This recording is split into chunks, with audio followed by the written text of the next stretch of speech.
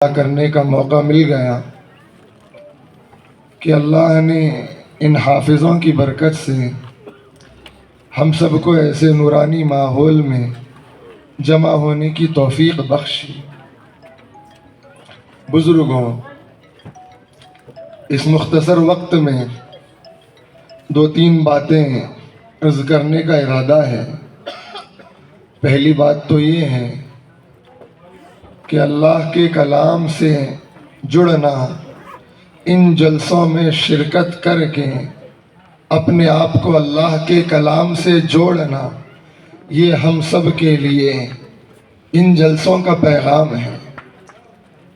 جلسوں میں جو دینی باتیں سنائی جاتی ہیں، صاف عرض کرتا ہوں، میرے شیخ حضرت مولانا مفتی طاہر صاحب دامت برکاتہم ناظم اعلیٰ مظاہر العلوم سہارنپور حضرت فرماتے ہیں، ہم دینی باتیں دینی جلسوں میں آنے والوں کو سنائیں، بے دینی کی کارگزاریاں ان کے سامنے رکھیں۔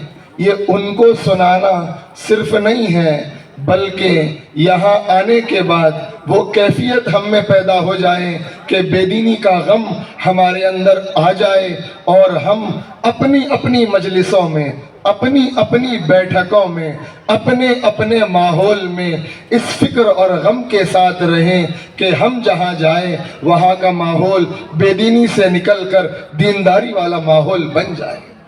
یہ سنانا بے دینی کے باتیں یا کچھ عرض کرنا، یہ ایک ہی مقصد سے ہوتا ہے۔ یہاں پہ آنے والا عملہ تو دین کی طلب والا ہوتا ہے، دین کی تڑپ والا ہوتا ہے، تبھی تو یہاں آتا ہے۔ اگر دین کی تڑپ نہ ہوتی، اگر دین کی طلب نہ ہوتی تو یہ کہاں کیوں آتے؟ یہ مائیں اور بہنیں اتنی دیر تک یہاں کیوں آتی؟ نہ ان کے نہ آنے سے جو آنا ہوا ہے اس کا ایک ہی ایک راز ہے، ان کے دلوں میں اس کی قدر ہے، اس کی عظمت ہے، لیکن یہ قدر کیسے دوسروں میں منتقل ہو جائے، یہ عظمت کیسے دوسروں میں منتقل ہو جائے۔ چراغ سے چراغ جلتا ہے، چراغ سے چراغ جلتا ہے۔ اللہ نے اپنے محبوب صلی اللہ علیہ وسلم کو سراجم منیرہ کیوں کہا؟ اللہ نے اپنے محبوب کو جلتا ہوا چراغ کیوں کہا؟ مولانا محمد عمر صاحب پالنپوری رحمت اللہ علیہ فرمایا کرتے تھے، چراغ خود کو جلاتا ہے لیکن دوسروں کو روشنی پہنچاتا ہے۔ اپنے گھلنے کا احساس نہیں رہتا، اپنے مٹنے کا احساس نہیں رہتا۔ میرا کچھ ہو نہ ہو، امت کا بھلا ہو جائے، میرے ساتھ رہنے والوں کا بھلا ہو جائے، یہ فکر ان جلسوں میں آنے سے ہمارے اندر پیدا ہو جائے تو یہ جلسوں کی کامیابی ہے۔ باتوں سے باتیں وجود میں آتی ہے، فکروں سے فکریں وجود میں آتی ہے، قربانیوں سے قربانیاں وجود میں آتی ہے۔ ہم کو اللہ نے بہت قیمتی دولت دی ہے۔ میں صاف عرض کرتا ہوں پورا علماء کرام کی قدر کے ساتھ کہ اللہ کا احسان ہے۔ ہندوستان میں اللہ نے پیدا کیا، ہندوستان میں مدارس کا قیام، یہ اللہ کی نعمت ہے۔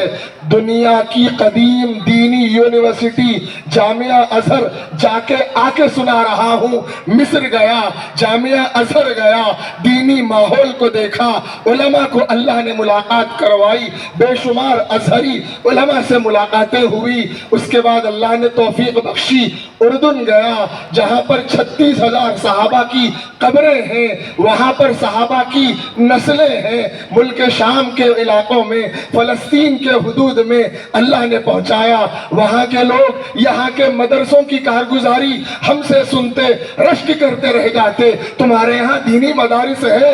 مصر میں بے شمار لوگوں نے مجھ سے پوچھا، واللہ عندکم مدارس موجود، عندکم مساجد موجود، تمہارے پاس مدرسے ہیں، تمہارے پاس مسجدیں ہیں؟ ہم تو سمجھتے تھے ہندوستان والوں کے پاس کچھ نہیں ہے۔ یہ تمہارے پاس مدارس کا نظام، یہ تمہارے پاس مکاتب کا نظام، یہ تمہاری نسلوں کی ایمانی حفاظت کا ضامن ہے۔ یاد رکھنا بزرگوں، ان مدرسوں کو قدر کی نگاہوں سے دیکھنے کی ہم کو فکر کرنا ہے۔ بڑے مبارک ہے، بلکہ کہتا ہوں بڑے خوش قسمت ہے، نصیب والے ہیں جو ان مدرسوں کو محبت کی نگاہوں سے دیکھتے ہیں، ان مدرسوں میں اپنا تعاون کرتے ہیں۔ پہلی بات، تعاون سے ہم یہ کہتے ہیں ہم کو آپ کے مال کا تعاون بعد میں چاہیے، آپ کی اولاد کا تعاون پہلے چاہیے۔ اپنی اولادوں کو ان مدرسوں کے حوالے کریں، اپنی اولادوں کو یہاں لائے۔ مجلس چل رہی تھی، مولانا عاشق الہی صاحب رحمت اللہ علیہ کی، کسی نے کہہ دیا حضرت زمانہ ترقی کر گیا، زمانہ ترقی کر گیا۔ حضرت جلال میں آئے، کہنے لگے کیا کہا؟ کیا 9 مہینے میں پیدا ہونے والا 6 مہینے میں پیدا ہونے لگ گیا؟ کیا پہلے سے زیادہ بیٹیوں میں حیا آ گئی؟ کیا پہلے سے زیادہ اولاد میں اخلاق بڑھ گئے؟ سنو، مشینوں نے ترقی کی، انسان تو گرتا گیا۔ پہلے مال والے کم تھے، دل والے زیادہ تھے، ڈگریاں والے کم تھے، اخلاق والے زیادہ تھے، حیا میک اپ والیاں کم تھی، حیا والیاں زیادہ تھی۔ آج مال والے بڑھ گئے، دل والے گھٹ گئے، ڈگریاں والے بڑھ گئے، اخلاق والے گھٹ گئے، میک اپ والیاں بڑھ گئیں، حیا والیاں رخصت ہو گئی۔ آج بزرگوں، اس کی اپنے اندر تڑپ پیدا کرنا ہے کہ ہم کسی طرح اللہ کے اس مبارک کلام سے جڑ جائے۔ قرآن مجید کو اٹھانا سعادت ہے، قرآن مجید کو دیکھنا سعادت ہے، قرآن مجید کو سننا سعادت ہے۔ آپ بتائیں، علماء سے لگے رہیں، علماء سے پوچھتے رہیں، طفیل بن عمرو دوسی کو ہدایت کیسے ملی؟ قرآن کا سننا طفیل بن عمرو دوسی کی ہدایت کا ذریعہ بنا۔ یاد آیا واقعہ، علامہ عطا اللہ شاہ بخاری رحمت اللہ علیہ رامپور کی جیل میں ہیں۔ جیل کے سپرنٹینڈنٹ نے کہا تو باغی ہے، تجھ کو چکی چلانی پڑے گی، آٹا پیسنا پڑے گا۔ شاہ صاحب چکی چلا رہے ہیں، قرآن کی تلاوت چل رہی ہے، شاہ صاحب چکی پھرا رہے ہیں، زبان سے قرآن کی تلاوت چل رہی ہے۔ تھوڑی دیر گزری، جیلر نے کہا بس کر بس کر، اب میرا کلیجہ پھٹ جائے گا، تو جو پڑھ رہا ہے اس کا اثر میرے دل پہ ہو رہا ہے۔ یہ اللہ کا کلام ہے، جب پڑھا جاتا ہے لوگوں کے کلام کو فضائیں گھیر لیتی ہے، اللہ کا کلام فضاؤں کو گھیر لیتا ہے۔ آج ضرورت ہے عاشق قرآن بننے کی۔ کسی کو موت دکان پہ آتی ہے، کسی کو موت دسترخوان پہ آتی ہے، عاشق قرآن تھے حضرت عثمان کہ موت قرآن پہ آئی ہے۔ قرآن پڑھتے رہے، اللہ کے پاس اس حال میں چلے جائے، یہ ہمارے لیے سعادت ہے۔ اسی لیے اللہ کے کلام سے جڑنا ہے۔ فرمایا اللہ والے کون ہے؟ ابھی پڑھ رہے تھے، نظم پڑھنے والے، نعت پڑھنے والے، اللہ والے۔ کوئی اللہ کا قرب اللہ کے کلام کے بغیر حاصل نہیں کر سکتا، کوئی اللہ کا قرب اللہ کے کلام کے بغیر حاصل نہیں کر سکتا۔ اسی لیے فرمایا آقا نامدار، تاجدار مدینہ، ہادی السبل، فخر رسول، آمنہ کا دلارا، عبداللہ کا پیارا، محمد رسول اللہ صلی اللہ علیہ وسلم نے فرمایا اہل القرآن اہل اللہ وخاصتہ۔ اللہ والے کون ہیں؟ قرآن والے اللہ والے ہیں، اس کے خاص گھر کے لوگ ہیں۔ اسی لیے قرآن سے جڑ جائیں گے، نسبتیں جب صحیح رخ پہ لگتی ہے تو مقام بڑھ جاتا ہے۔ کیوں؟ ہمارا تعلق اللہ کے کلام سے ٹوٹ گیا، نتیجے میں ہمارا مقام گھٹ گیا۔ ہم کو اس لیے ایسے موقع پر ارادہ کرنا ہے کہ ہم کسی طرح، ایک بات تو یہ ہے کہ اللہ کا کلام پڑھنے والے بنے۔ اب آگے درخواست کرتا ہوں بزرگوں، فتنوں کے دور سے میں اور آپ چل رہے ہیں، یہ فتنوں کا دور ہے، آزمائشات قدم بقدم ہے، اس کے اندر اللہ کے کلام سے کٹیں گے، فتنوں کے گڑھے میں گریں گے، اللہ کے کلام سے جڑیں گے، اللہ فتنوں سے پار نکالے گا۔ اللہ کے کلام کو پڑھنا ہے، قرآن اٹھا کر فونوں میں پڑھنے کا مزاج بڑھتا جا رہا ہے۔ علماء نے رخصت دی ہے، اجازت دی ہے، ترغیب نہیں دی فون میں پڑھنے کی۔ علماء نے رخصت دی ہے، اجازت دی ہے، ترغیب نہیں دی فون میں پڑھنے کی۔ کہاں چلے گئے وہ ہاتھ؟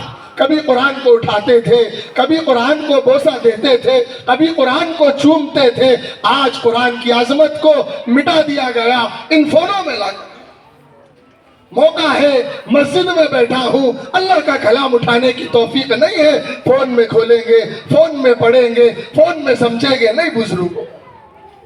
آج حقیقت روایات میں گم ہو گئی، امت خرافات میں گم ہو گئی۔ اسی لیے بزرگان محترم، اپنے آپ کو شامل کر کے کہتا ہوں، اپنے آپ کو شامل کر کے کہتا ہوں، میں اور آپ جب تک قرآن کو اٹھا کے پڑھیں گے، دیکھ کے پڑھیں گے، عظمت سے پڑھیں گے، اس کا اثر دل پہ لگے گا۔ سفر میں ہے، گنجائش ہے، آپ استعمال کر لیں، رخصت دی گئی ہے۔ کسی دارالفتاء سے، کسی مکتبہ فکر کے میرے مطالعے میں علم میں نہیں آیا کہ ترغیب دی گئی چھوڑ دو قرآن، پڑھتے رہو فونوں میں۔ اسی لیے بزرگوں، قرآن کو اٹھا کے پڑھنا ہے، ہاتھوں میں لے کے پڑھنا ہے۔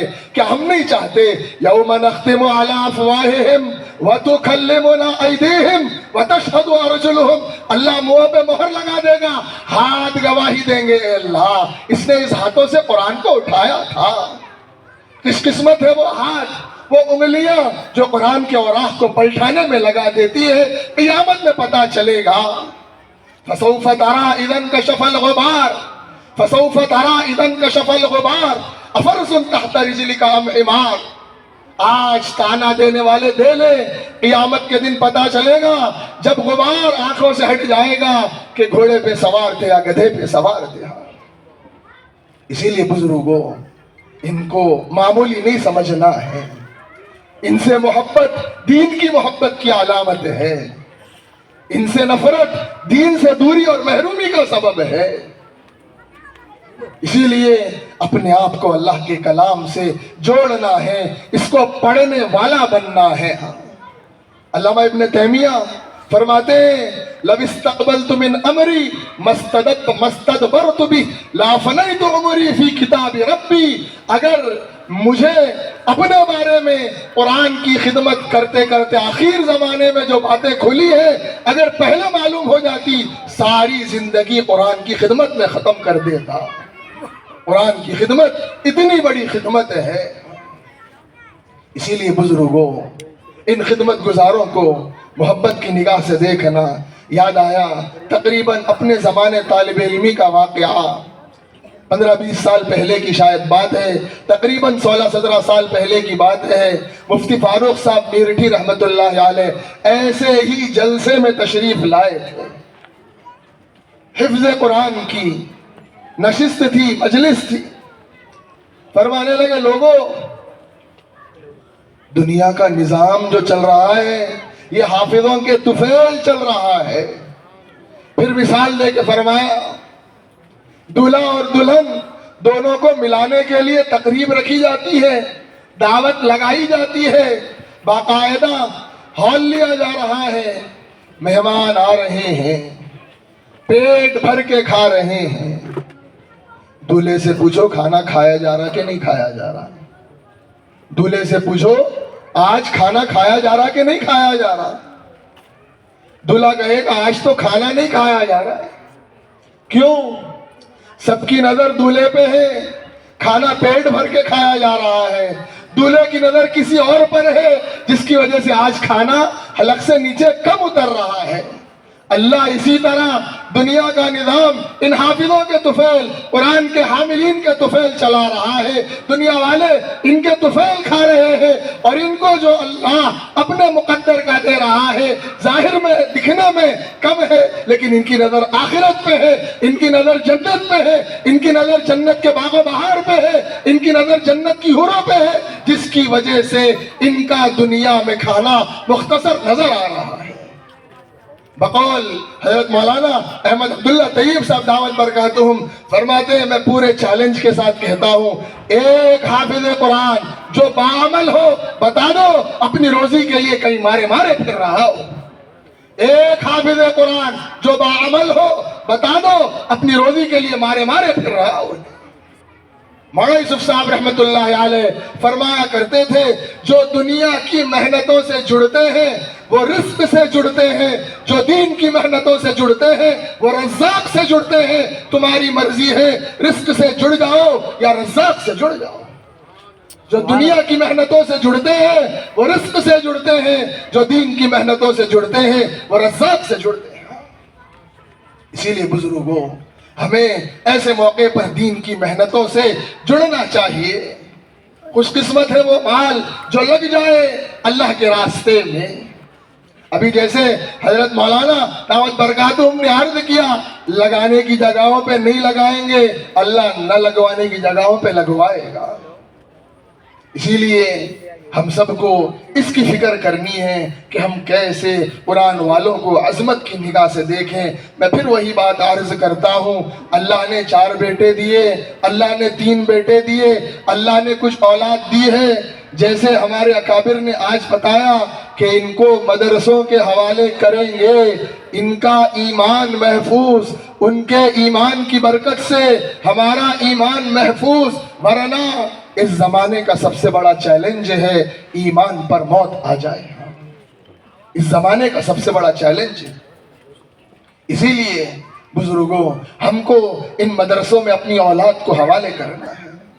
مقدر کا جس کو ملا ہے مقدر کا ملا ہے، جس کو نہیں ملا مقدر سے نہیں ملا ہے۔ اسی لیے ہم کو اس کے اوپر رال ٹپکانا نہیں ہے۔ مالداروں کی آج دنیا میں کمی نہیں ہے، دل کا سکون رکھنے والوں کی کمی ہے۔ آدمی تو جھوٹی ہنسی ہنس رہا ہے، تنہائی میں لے جا کے پوچھا جائے غموں کی فہرست ہے۔ کوئی بیوی سے پریشان، کوئی اولاد سے پریشان، کوئی قرض سے پریشان، کوئی مرض سے پریشان، کوئی پڑوسی سے پریشان۔ انسان تو جھوٹی ہنسی ہنس رہا ہے، تنہائی میں لے جا کے دیکھا جائے تو پتا چلے گا زندگی میں کتنا سکون ہے۔ سکون کہاں ملے گا؟ سکون تو اللہ کے کلام سے، اللہ کے دین سے جڑنے میں ملے گا۔ اسی لیے اس اللہ کے کلام کو پڑھنے پڑھانے کو بہت قدر کی نگاہوں سے دیکھنا ہے، اپنی اولاد کو ان کے حوالے کرنا ہے، اور اس کے ساتھ ساتھ اس کی فکر کرنا ہے ابھی سے کہ ہماری نسلیں سنت والی بن جائیں، سنت والی بن جائیں۔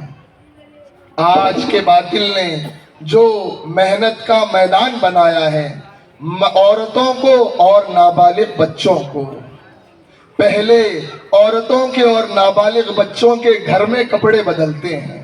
ویسٹرن کلچر، مغربی تہذیب، پہلے گھر میں کپڑے بدلتے ہیں۔ مغربی تہذیب ٹی شرٹ جینز یہ گھروں میں پہراوا ہو رہا ہے، پھر دھیرے دھیرے سڑکوں پہ آ رہا ہے۔ اسی لیے ایک بات سناتا ہوں بزرگوں، بات بڑی سخت ہے لیکن حقیقت ہے۔ علامہ ابن رجب حنبلی رحمت اللہ علیہ نے لکھا ہے، فرماتے ہیں ابن رجب حنبلی، ہمارے علاقے میں ایک کفن چور تھا، ہمارے علاقے میں ایک کفن چور تھا جو لوگوں کے کفن چرایا کرتا تھا، رات میں قبر کھودتا کفن چراتا۔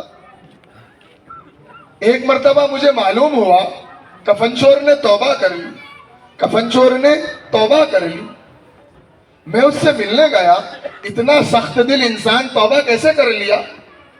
اس سے ملنے گیا، اس سے ملا، میں نے پوچھا تمہاری توبہ کی وجہ کیا بنی؟ تم نے اپنے اس عمل سے توبہ کیسے کر لی؟ اس نے کہا، ایک ٹھنڈی سانس لیا، پھر کہا میں جب بھی قبر کھودتا تھا اکثر مردوں کے چہروں کو قبلے سے پھرا ہوا دیکھتا تھا۔ حالانکہ دن میں جب ان کے جنازے کو لایا جاتا ان کے خاندان والے گھر والے چہرہ قبلے کی طرف کرتے بڑے اہتمام سے، پتھر لگاؤ، ریتی لگاؤ، ذرا چھپا رکھو تاکہ ہماری میت کا پورا جسم پورا قبلے کی طرف ہو جائے۔ اکثر مردوں کے چہرے کو میں نے قبلے سے پھرا ہوا دیکھا، میری طبیعت بڑی متاثر ہوئی۔ میں گیا اپنے علاقے کے بڑے عالم امام اوزاعی رحمت اللہ علیہ کے پاس، امام اوزاعی سے میں نے پوچھا حضرت بات کیا ہے؟ اکثر مردوں کے چہروں کو میں قبلے سے پھرا ہوا دیکھ رہا ہوں۔ امام اوزاعی نے فرمایا تھا 3 مرتبہ انا للہ پڑھی، انا للہ و انا الیہ راجعون، انا للہ و انا الیہ راجعون، انا للہ و انا الیہ راجعون۔ اس کے بعد فرمایا سنو، جس کی زندگی سنتوں سے دور تھی، اللہ مرنے کے بعد قبر میں اس کے چہرے کو پھیر دیتے ہیں قبلے سے۔ اللہ حفاظت فرمائے۔ کون چاہتا ہے اپنے چہرے کو قبلے سے پھیر لینا؟ حکیم اختر صاحب رحمۃ اللہ علیہ فرمایا کرتے تھے، نقش قدم نبی کے ہے جنت کے راستے، نقش قدم نبی کے ہے جنت کے راستے، اللہ سے ملاتے ہیں سنت کے راستے۔ اسی لیے شاعر نے کہا، حسن یوسف کو دیکھ کر کٹ گئی تھی وہاں انگلیاں، حسن یوسف کو دیکھ کر کٹ گئی تھی وہاں انگلیاں، خود چاند کٹ گیا یہاں انگلی کو دیکھ کر۔ جن کے اشارے میں یہ تاثیر ہے، ان کے عمل میں کیا تاثیر نہیں ہو؟ سنتوں کو اپنی زندگی میں لانا ہے۔ میرا لباس، میرا اوڑھنا بچھونا، میرا کھانا پینا یہ سنت والا بن جائے، یہ سنت والا بن جائے۔ جب بات آ گئی کھانے کی تو امت کی ماؤں سے مختصراً اپنی بات کو سمیٹتے ہوئے رکھ رہا ہوں، درخواست کرتا ہوں، جیسے مردوں کو حلال کمانا ضروری ہے، امت کی ماؤں سے بڑے ادب کے ساتھ درخواست کرتا ہوں، حلال پکانا سیکھیں، حلال پکانا سیکھیں۔ حلال پکانا کیا ہے؟ صحابیات، ان کے بعد والے تابعین کے زمانے کی خواتین، ان کے بارے میں ملتا ہے، اللہ کی نیک بندیوں کے بارے میں ملتا ہے، کھانا پکاتے پکاتے 2-3 باروں کی تلاوت کر لیا کرتی تھی، اللہ کا ذکر کرتے کرتے کھانا پکاتی تھی، اسی کا اثر ہوتا تھا۔ ایک مرتبہ حضرت مولانا سجاد صاحب نعمانی دامت برکاتہم کہنے لگے، میں جب مدینہ منورہ پڑھتا تھا ہر جمعرات کو شیخ الحدیث مولانا زکریا صاحب رحمۃ اللہ علیہ کی مجلس میں جاتا، حضرت شیخ کہتے ہیں سجاد کو حافظ جی کا پلاؤ کھلاؤ، سجاد کو حافظ جی کا پلاؤ کھلاؤ۔ میں کہتا بار بار حضرت شیخ حافظ جی کا پلاؤ کیوں کھلوا رہے؟ ایک دن میں نے ٹھان لی، حافظ جی تمہارے پلاؤ کی خاصیت کیا ہے؟ یو پی میں بریانی کو پلاؤ کہتے ہیں، یو پی میں بریانی کو پلاؤ کہتے ہیں، تمہارے پلاؤ کی خاصیت کیا ہے جو شیخ بار بار تمہارا پلاؤ کھلوا رہے؟ حافظ جی پہلے تو باتیں بنانے لگے، میں نے کہا آج چھوڑوں گا نہیں ورنہ کھاؤں گا نہیں۔ حافظ جی لے گئے جہاں کئی دیگ لگے ہوئے تھے، چڑھے ہوئے تھے، ہنڈی چل رہی تھی۔ حافظ جی نے کہا بات یہ ہے، یہ جتنے دیگ ہے یہ سب میں خود پکاتا ہوں، میرا معمول روزانہ 1.25 لاکھ درود شریف کا ہے، میرا معمول روزانہ 1.25 لاکھ درود شریف کا ہے۔ حضرت شیخ اپنے خاص بندوں کو یہاں کا کھانا کھلواتے ہیں۔ جب مائیں گانا گاتے گاتے یا گانے سنتے سنتے پکائیں گی، اولاد ناچتے ناچتے ہی کھائے گی۔ جب مائیں اللہ کا ذکر کرتے کرتے پکائیں گی، اولاد سجدے میں روتی ہوئی نظر آئے گی۔ سبحان اللہ۔ مولانا یوسف صاحب رحمۃ اللہ علیہ فرمایا کرتے تھے، لقمہ سمندر ہے خیالات اس کے موتی ہے، لقمہ سمندر ہے خیالات اس کے موتی ہے۔ جب لقمہ نکلے گا حلق سے نیچے جائے گا، ہاں اس کا اثر دکھے رہے گا۔ اسی لیے درخواست کرتا ہوں بڑے ادب سے کہ ہم اپنے کھانوں کو حلال پکانے کی فکر کریں، حلال پکانے کا ہم اہتمام کریں گے تو پھر ہمارے گھر کے مرد حضرات کا عمل بھی سنت والا بنے گا، کردار بھی نیکوکاروں والا بنے گا۔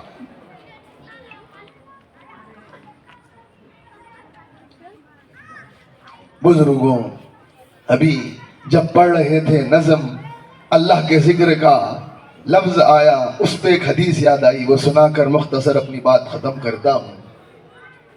بزرگان محترم، حدیث ہے، ایک مرتبہ اللہ کے نبی صلی اللہ علیہ وسلم نے فرمایا، تم میں سے کون ہے جو دن میں 2500 گناہ کرتا ہے؟